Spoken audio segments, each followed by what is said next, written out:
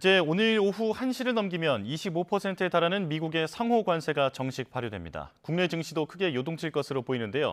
경제 여파 어디까지 미칠지 짚어보겠습니다. 김대호 글로벌 이코노믹 연구소장과 함께합니다. 어서 오십시오. 네, 반갑습니다. 네.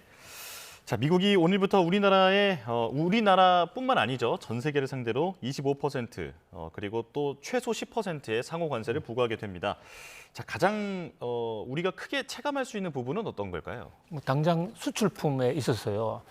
우리나라에서 미국으로 들어가는 수출품 모든 제품이 25%의 추가 관세를 맞게 됩니다. 지금 25%라고 발표하는데 총 관세가 25%라는 뜻은 아니고요. 예. 기존 관세 플러스 25%입니다. 물론 우리나라는 한국과 미국 사이에 한미 FTA 협정이 체결되어 있기 때문에 대부분 매우 낮은 관세이기 때문에 예. 25% 플러스 조금이라고 볼 수가 있겠죠.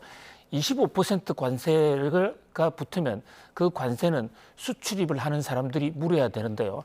현대차의 경우에 한국에서 생산해서 예를 들어서 미국에서 판다 이러면 미국의 수입업자도 현대거든요. 예. 그럼 결국 현대차라는 회사가 미국에서 파는 매출량의 25%를 추가로 세금으로 더 내야 된다. 10,000불 같으면 25,000불, 뭐 100만 달러면 25,000달러를 더 내야 되기 때문에 그만큼 가격 부담. 그런데 25% 정도면요.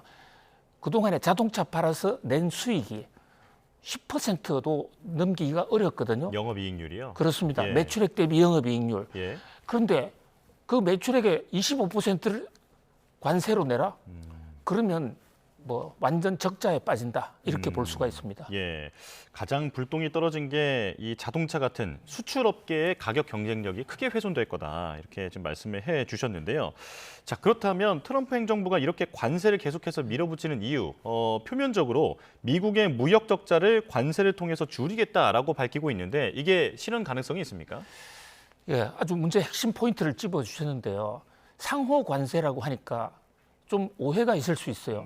예. 한국이 미국에 대해서 관세가 높으면 그 상호작용으로 미국도 한국에 대해서 높은 관세를 때린다. 이렇게 처음에는 이해한 사람들이 많습니다. 네. 그런데 이번에 나타난 트럼프의 관세 폭탄에 보면요. 상대방이, 미국의 상대방이 관세율이 높든 낮든 이거 관계하지 않고 미국에 대해서 무역 흑자를 많이 보는 나라, 미국 입장에서 보면 무역 적자가 많이 생기는 나라, 예. 그 나라를 때린다는 것이고 이번에 각국별 관세율도 대미 흑자 규모를 기준으로 만들었거든요. 예. 그러니까 이번에 트럼프 대통령의 관세 폭탄의 목적은 아주 확연하게 적자를 줄이는 것이다. 그렇다면 관세가 올라가면 이제 가격 경쟁력이 줄어들어서 25% 적자를 보면서 팔 수 없을 테니까 예. 이 외국산들이 미국에 아예 팔지 않거나 또는 두 가지의 방법이 있습니다.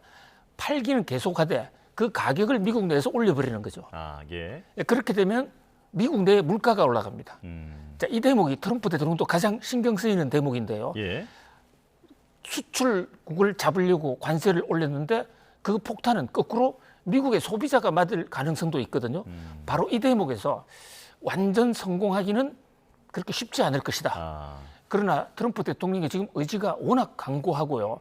종래에 한두 번씩 즉흥적으로 나오던 정책이 아니고 이것은 매우 오래 준비된 정책입니다.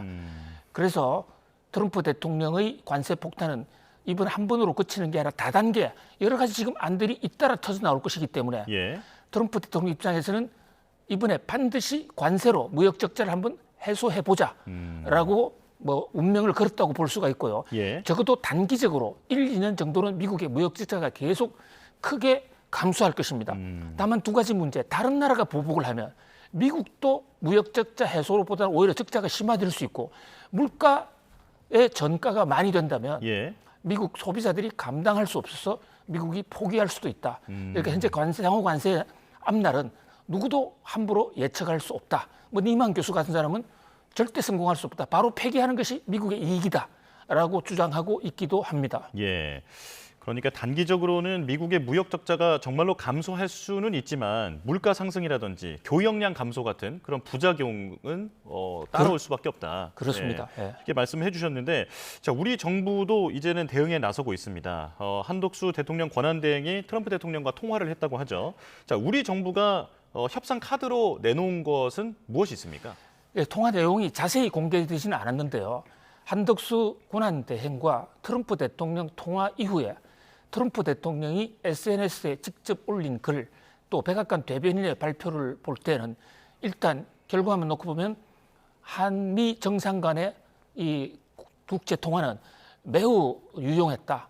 서로 간에 상당한 오해를 풀고 특히 트럼프 대통령은 한국과 일본에 대해서 동맹국이니까 가장 잘 대해줘야 된다. 예. 뭐 이렇게 주장을 하고 있는데요. 이것은 아마도 현지 언론들의 분석으로는 한덕수 대행께서 미국이 상호 관세를 때린 것에 대해서 중국은 지금 보복을 하고 있는데 네. 우리는 보복하지 않겠다. 그렇게 선언을 했다. 이게 미국 언론들의 보도거든요. 예. 그 대목에 대해서 트럼프 대통령은 일단 뭐 자신의 우군을 하나 만났기 때문에 크게 높이 평가한다 이렇게 볼 수가 있고요. 또 하나 관전 포인트는 지금 잘 지적하신 대로 우리나라도 미국에 대해서 쓸 수 있는 카드가 여러 가지가 있습니다. 네. 미국이 안타까워하고 아쉬워하는 부분, 한국만이 해결해 줄 수 있는 몇 가지 중요한 대목들이 있거든요. 이 대목에 관해서 두 정상 간에 좀 논의가 있었지 않겠는가 그런 분석도 나오고 있습니다. 예. 자, 그 협상 카드 중에 하나로 꼽히고 있는 게 트럼프 대통령이 추진하고 있는 알래스카 개발. 여기에 우리 기업들이 참여해서 액화 천연가스 개발에 좀 힘을 실어주는 부분, 이것도 협상 카드로 볼 수 있습니까? 그렇습니다. 가장 중요한 트럼프 대통령이 지금 한국에 대해서 갈망하고 있는 게 예. 조선 산업에서 한국이 배를 좀 만들어 달라. 그래서 중국과 경쟁하고 하는 데 있어서 함정을 한국이 좀 늘려줬으면 좋겠다. 그다음에 방산, 무기 이런 것 등이 있는데 그중에도 특히 지금 꼭 집어주신 대로 LNG, 예. 알래스카 LNG 개발 사업인데요. 북극에 알래스카 북쪽에 엄청난 규모의 LNG가 지금 묻어 있는 게 확인이 됐습니다. 그런데 그것을 경제적으로 사용하려면 앵커리지 쪽까지 끌어와야 되는데 예. 끌어와서 그게 LNG 배로 이렇게 전 세계에 실어 날라야 되는데 그동안에 사실상 미국의 엑슨 모빌 같은 회사가 포기했습니다. 그렇기 때문에 현재로서는 한국, 일본, 대만이 아니면 이 대목에 뛰어들 업체가 없다고 보여지거든요. 예. 왜냐하면 그 LNG 선을 앵카리지로 끌어냈을 때 바로 가장 가까운, 지리적으로 가까운 나라, 또 투자할 수 있는 나라, 기술이 어느 정도 올라 있는 나라, 알래스카 주변에는 한국, 일본, 대만입니다. 예. 그런데 그 중에서도 우리가 이 토건, 건설 이런 쪽에서는 세계적인 평가가 있지 않습니까? 또 한 가지 이제 반가운 것은 그동안에 기술 개발이 많이 돼서 예. 엑슨 모빌은 실패했지만 우리나라는 성공할 수도 있다 이런 기대가 한쪽에 있습니다. 트럼프 대통령은 국회 상하 합동 연설에서도 한국이 알래스카 LNG의 개발에 참여할 것이다라고 굉장히 희망적인 기대를 표한 적이 있는데요. 예. 트럼프 대통령 입장에서는 미국의 제조업을 살리고 미국 경제를 살리기 위해서는 에너지 가격을 낮춰야 되는데 그 알래스카 개발이 사실 수건 사업이기도 합니다. 예. 그런 분야에 과연 어떤 조건으로 참여하느냐 이 대목은 트럼프 입장에서도 한국에 손을 내밀어야 되는 그런 상황이다 이렇게 보여집니다. 예, 우리도 매력적인 협상 카드가 하나는 있다 말씀을 해주셨는데 주한미군 방위비 재협상도 혹시 이번 협상에 같이 포함이 돼서 고려될 여지가 있을까요? 그렇습니다. 지금 트럼프 대통령의 관세, 상호 관세 정책은 관세율만 따지는 게 아니고요.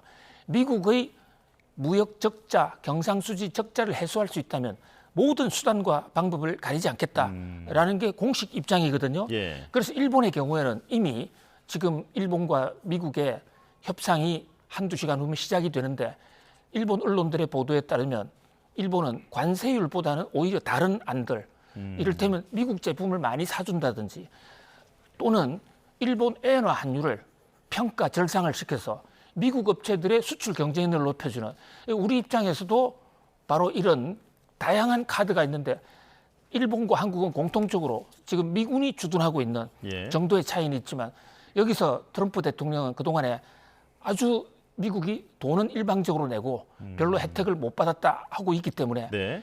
결국은 무역 수지 적자를 해소하는 미국 입장에서 하는 카드로 한국이 돈을 좀 더 내라.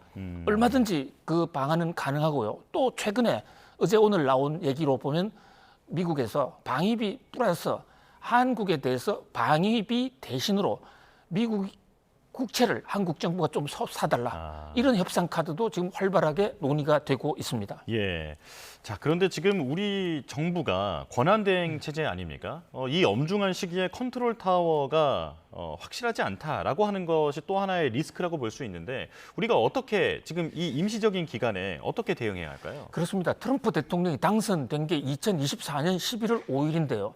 그때부터 관세 폭탄, 뭐 세계 경제의 판을 완전히 뒤바꾸는데 그 와중에 우리는 정치적 리더십이 사실은 좀 흔들리는 그래서 국가 최고 지도자가 트럼프 대통령 아직도 만나지는 못했습니다. 그래서 그동안의 시간을 많이 잃었는데요. 그러나 한미 관계가 뭐 그동안에도 꾸준히 그 전개는 되어 왔기 때문에 뭐 결정적인 폐해라고 보기는 어렵습니다. 다만 트럼프 대통령 입장에서는 한국에 지금 50여일밖에 안 남은 현재 과도 이 대통령 권한 대행을 얼마나 믿을 것인가. 그런 면에서 우리 입장에서는 좀 더 이런 위기 상황일수록 국회 등을 통해서 여야 간에 좀 합의를 해서 우리 전체의 국론으로 트럼프 대통령이 요구할 건 요구하고 받아낼 건 받아내고 줄 건 주는 그런 어떤 힘을 실어주는 완팀 코리아의 구축이 그 어느 때보다도 중요한 상황이 아닌가 이렇게 판단이 됩니다. 예, 우리가 한 목소리를 낼 줄 알아야 한다 말씀을 강조를 해주셨는데, 자 미중 갈등이 정말 격화하고 있는 상황입니다.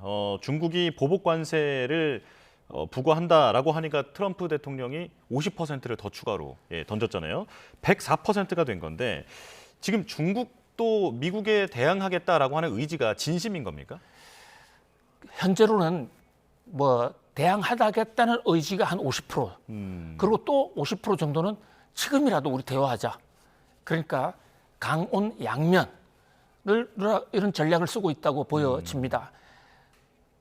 중국 그 상무부 공식 발표를 보더라도요. 한쪽에서는 우리는 끝까지 간다 하면서도 그래도 대화는 하자. 예. 이렇기 때문에 극적 타결 가능성 여지는 남아 있습니다만은 그러나 지금 현재 미국, 중국 간의 관세 전쟁은 그 어느 때보다도 긴장이 높다. 치킨 게임 양상이다. 지금 104%라고 말씀하시는데요. 예. 엄청난 금액, 엄청난 비율이지 않습니까? 그걸 때리게 되면 중국도 같이 맞받아 칠 수가 있기 때문에 만약에 이 부분이 터진다면 그야말로 세계는 관세 전쟁으로 확산 비화될 수 있다. 그런 점 세계가 공포에 떨고 있습니다. 예, 오늘 오후 1시에 부과되는 미국의 상호 관세 자세히 살펴봤습니다. 자, 김대호 글로벌 이코노믹 연구소장과 함께했습니다. 고맙습니다. 감사합니다.